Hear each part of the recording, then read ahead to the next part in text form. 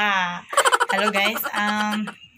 Today may pumunta dito kasi yung anak ng auntie ko, so pinsan ko, pinsan ko for may activity kasi sila sa online class nila. So kailangan nila ng ma-interview mga entrepreneur or kasi ako nag-online selling. So ngayon ako po ang kanilang napili.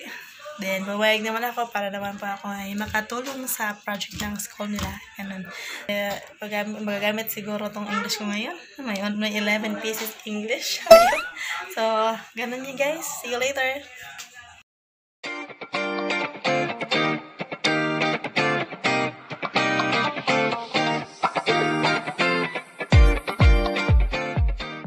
Ayun na! O, dala ko ang pamangkin. Ay gago de, pamangkin. Si Kuya, GR, Lito Junior. Yeah. Ayan. So, project niya guys, ang buhaton karon. Then, nag-lipstick pa ko na yung gamay niya. Mag-mask na ito. Requirement ng school nila. So, mag-interview sila ng entrepreneur, tapos kailangan mag-mask daw. Ayan. Ali! So guys, ang unang topic is the standard questions for entrepreneur. Sila kuya?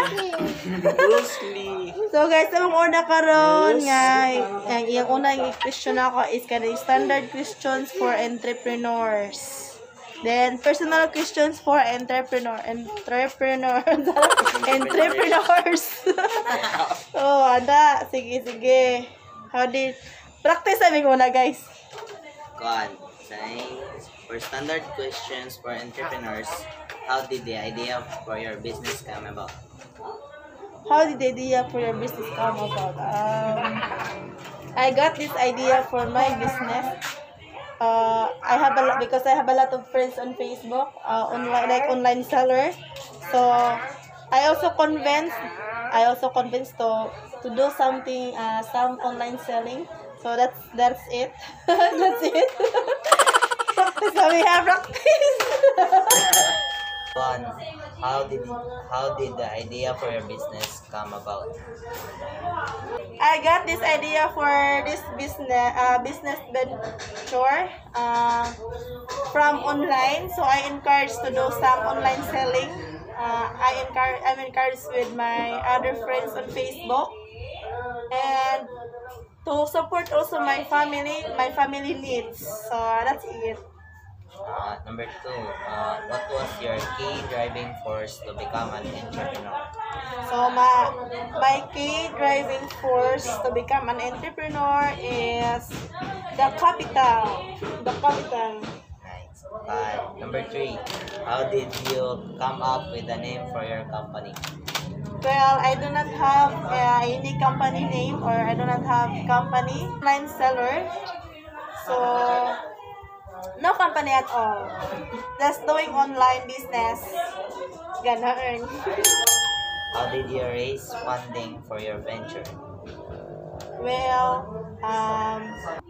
I have a little amount of money to fund my business venture. I have a loan before the lockdown, before this pandemic. That was supposed to be to pay for our small lot here in our place. But because of the pandemic, we have no work, no pay that time. So that money I have to use to sell some frozen foods online. So that's my fund. I used for my business or online selling. Number 5, how do you build successful customer base? Well, the customer base for that business or for any business is the customer service.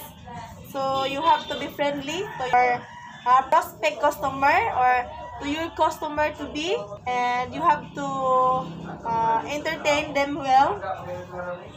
The most important is the customer service. That's it. Number 6, How do you market your business and which tactics have been most successful? Well, I market my business through online, and the tactics there is because you are online seller, you're doing some online selling, so you have to be very patient on posting some of your items that you have to sell online, and you have to be very responsive to your customers for any inquiries. So you have to be responsive for any inquiries. Okay, That's it. that's all for the standard questions for entrepreneurs. Now, moving on to personal questions for entrepreneurs. Okay. Number one, how many hours a day do you work on average? How many hours a day? So that time that we are in lockdown or ACQ, so I work for 8 hours online, only for answering queries, serving their orders. But now I already back to work, working back to my company. I can do online selling sometimes. So Two, can you describe or outline your typical day? typical day. So Typical. being a online seller, you must have enough time to respond to your customers' queries. So being an online seller, I do not have to set my typical day. So anytime, anywhere. The third question, Uh, how has being an entrepreneur affected your family life? well, being an entrepreneur, it affects very well, especially for the time of my children, because I have two children. So I always being busy to answer some queries, but it really helps a lot for our basic needs. Or fourth question, what motivates you? Well, the only thing that motivates me is myself. My ambitions for being a successful businesswoman, successful entrepreneur. Yeah, fifth questions na guys.